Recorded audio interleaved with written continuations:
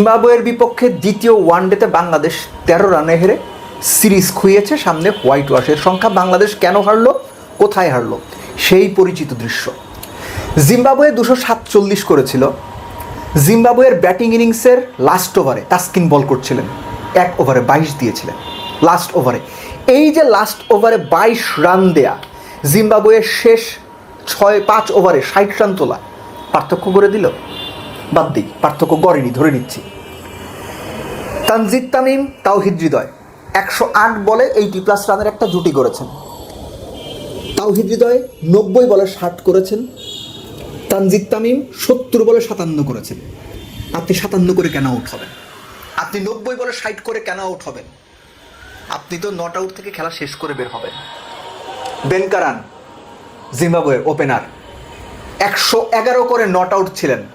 Evans 6 number বা 7 নাম্বারে নেমে 38 বলে 52 করেছেন, 5টা ছক্কা মেরেছেন, লাস্ট ওভারে 22 রান তুলেছেন। এগুলো তো আছে, কিন্তু এই যে একজন ইনিংস ক্যারি করা, আমাদের প্লেয়াররা এগুলো পারছে না। আমাদের প্লেয়ার 57 করে আউট হচ্ছেন এবং সেটাও 80 স্ট্রাইক রেটে। আমাদের প্লেয়াররা 60 করে আউট হচ্ছেন, সেটাও 90 বলে 70-75 স্ট্রাইক রেটে। তারা বল খাচ্ছেন, স্ট্রাইক রোটেট করতে পারছেন না, সময় নিচ্ছেন, 50 করছেন, উইকেট দিয়ে আসছেন, কেউ 100 করতে পারছেন না। দায়কার ব্যাটসম্যানদের, দায়কার ব্যাটিং কোচের, অবশ্যই ব্যাটিং কোচের। একটা টিম টেস্ট হারলো 2.5 দিনে, একটা টিম ওয়ানডেতে 141 চেস করতে পারলো না, একটা টিম 247 চেস করতে পারলো না। ব্যাটিং কোচের দায় আপনি দিবেন না? আগে তো প্রশংসা করেছি, আগে তো ক্রেডিট নেওয়ার চেষ্টা করেছেন না? এখন তো দায় নিতে হবে। যে দলটা Australia, New Zealand, Pakistan, West Indies টানা 4টা সিরিজ জিতেছে, প্রত্যেকটাই 3 ম্যাচের সিরিজ ছিল, প্রত্যেকটাই 2-1 জিতেছে বাংলাদেশ, সেই দল জিম্বাবুয়ের এগেইনস্টে লোয়ার র্যাঙ্ক টিমের সাথে এত বাজে ব্যাটিং পারফরম্যান্স করে। ব্যাটিং কোচকে কাট করে দাঁড় করা, প্রশ্ন করেন তারে কি করতেছে সে। বাংলাদেশের ব্যাটিং 247 চেস করা উচিত ছিল। একটা পর্যায়ে মনে হচ্ছিল যে বাংলাদেশ ম্যাচটা বের করে নেবে। স্পেসিফিক্যালি নুরুল হাসান সোহান যে পর্যন্ত উইকেটে ছিলেন, তানজিদ তামিম এবং তাওহিদ হৃদয় দুজনে একটা পার্টনারশিপ গড়ার পর যখনই ব্যাক টু ব্যাক তারা আউট হয়ে গেলেন, কেউই ক্যারি করতে পারলেন না, তখন একটা শঙ্কা তৈরি হয়েছিল। সোহানের ওই 30 রান, কত 41 বলে বোধ হয় 33-34 করেছেন, এটা বাংলাদেশকে আশা দিচ্ছিল। সোহান যখন আউট হলেন, তার আউট হওয়ার ধরন, সময়টা খুব ইন্টারেস্টিং। 42তম ওভার, ওই ওভারে অলরেডি তখন 12 রান হয়েছে। সোহান তার আগেই একটা পুল খেলে 4 মেরেছেন। এনগারাভার লাস্ট বলটা শর্ট বল, তিনি আবারও পুল খেলতে গেলেন deep backward square leg, deep fine leg এবং ডিপ ব্যাকওয়ার্ড স্কোয়ার লেগের মাঝামাঝি জায়গায় ফিল্ডারের হাতে দিয়ে এলেন। তখন বাংলাদেশের জেতার জন্য 48 বল দরকার, 41 রান। খেয়াল করেন, সোহান আউট হইল, ক্যাপ্টেন মিরাজ 16 রান নিয়ে উইকেটে। এই জায়গা থেকে 48 বলে 41 দরকার, বিং দ্য ক্যাপ্টেন মেহেদী হাসান মিরাজ, আমরা কি এক্সপেক্ট করবো তার কাছে? সেই তার দেখানো পুরো বড় ভাইদের মতো সবসময় এক নিয়ে টেলেন্ডারকে এক্সপোজ করবেন, মিরাজ তাই করেছেন। রিশাদের কাছ থেকে ব্যাটিং বলতে এখন বাংলাদেশ কিচ্ছু পাচ্ছে না। রিশাদের ব্যাটিংটা জিরোর পর্যায়ে চলে এসেছে। মুজারাবানির 1 ওভারে তিনি একটা বাউন্ডারি মেরেছেন 3rd বলে। আগের 2 বল, পরের 3 বল কত রান করেছে জানেন? 0-0-4, 0-0-0। অর্থাৎ যে ওভারে রিশাদ বাউন্ডারি মেরেছেন সেই ওভারে 5টা ডট দিয়েছেন। মিরাজ এগুলো জানেন না? জানেন। আপনি বলতেই পারেন মিরাজের সমালোচনা করছি, হ্যাঁ আমি করছি। 7 নাম্বার ব্যাটসম্যান, আপনার রিকগনাইজ ব্যাটসম্যান আউট, 48 বলে 41 দরকার। আপনি অবশ্যই স্ট্রাইক রোটেট করবেন, কিন্তু সেটা কতক্ষণ পর্যন্ত? তিনি রিশাদকে নিয়ে কন্টিনিউ স্ট্রাইক রোটেট করে গেছেন, অ্যাবসলিউটলি ফাইন। তাসকিনকে নিয়ে করে গেছেন, অ্যাবসলিউটলি ফাইন। শরীফুলকে নিয়ে করে গেছেন, অ্যাবসলিউটলি ফাইন। যখন লাস্ট উইকেট, তখন তিনি পুল শট খেলতে গিয়ে সময় মতো হাতে তুলে দিয়ে এসেছেন। ফিনিশিং কিন্তু করতে পারেননি, ওই জায়গায় ফিনিশ করতে হবে। মিরাজ ব্যর্থ হয়েছেন, চূড়ান্তভাবে ব্যর্থ হয়েছেন।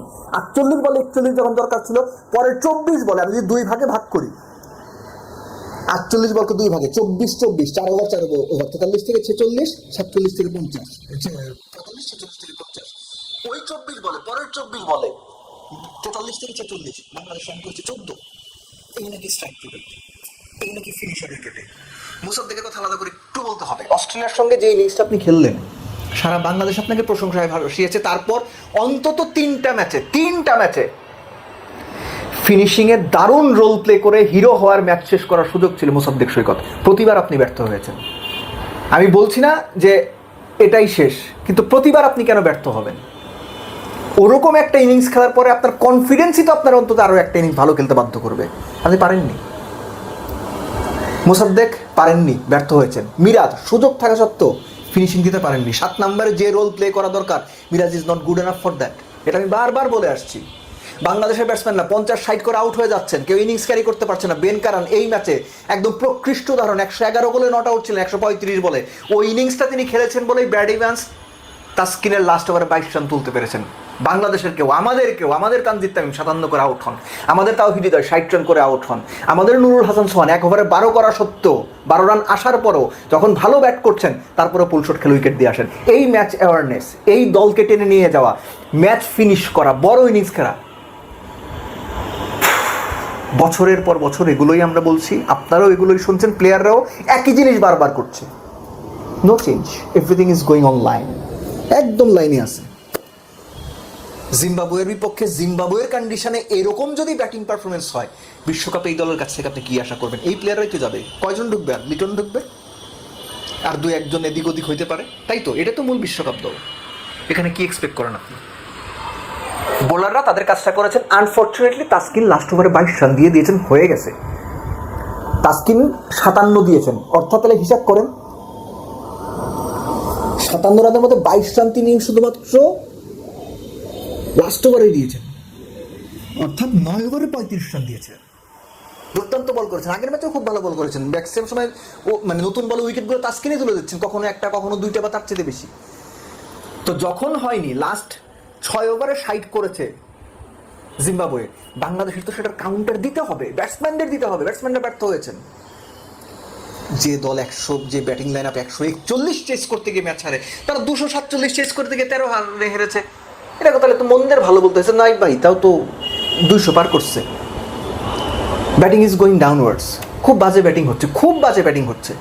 যারা স্টার্ট পাচ্ছেন, ইনিংস ক্যারি করতে পারছেন না, যাদের ফিনিশিং রোল পালন করা দরকার, মুসাদ্দেক, মিরাজরা, তারা ব্যর্থ হচ্ছেন। এন্টায়ার ব্যাটিং ইউনিট ব্যর্থ হচ্ছে, এবং ব্যাটিং আপনার পরিকল্পনার কোনো ধরনই কাজে লাগছে না। এখন বাকি থাকলো জিম্বাবুয়ের সঙ্গে white wash. Hopefully white wash ঠেকাতে পারবেন, ইজ্জত বাঁচাইতে পারবেন। যদি সেটা না পারেন, ওই যে নামের পাশে বাংলা ওয়াশ, মানুষকে বলে আমরা অভ্যস্ত। এবার আমরা নিজেদেরই বলবো, আমরা জিম্বাবুয়ের সাথে বাংলা ওয়াশ হয়ে দেশে ফিরেছি।